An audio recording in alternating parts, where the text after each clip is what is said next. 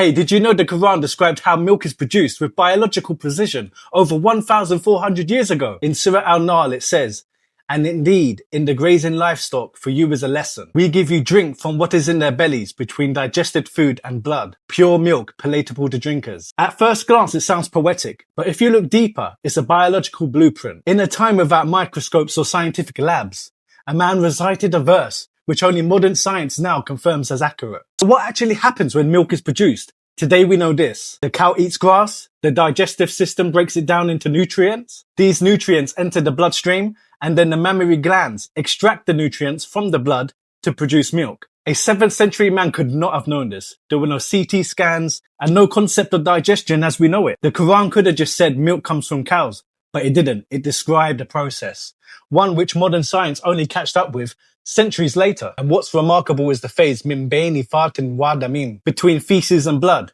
This phrase isn't vague. It literally describes the process of how milk emerges in the body after the food becomes waste, but before it leaves the body and after it gets absorbed into the blood. It's a small phrase, but with deep scientific depth.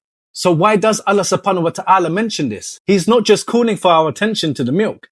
He wants us to reflect. Indeed, in this is a sign for people who reflect. Now, the Quran isn't a science book, but when it does speak about the natural world, it does it with astonishing accuracy. French doctor Maurice Purcell said, how can a man 1400 years ago who was unread deliver verses in conformity with modern science about the formation of milk? Think about it. How can this liquid that's formed next to waste and blood be so palatable and delicious? Isn't that something to reflect on? The Quran doesn't just tell you to worship. It tells you to reflect. And when you do that, even something as small as milk could be a sign from Allah subhanahu wa ta'ala. Share this video to maximize the good deeds. Assalamu alaikum wa rahmatullahi wa barakatuh.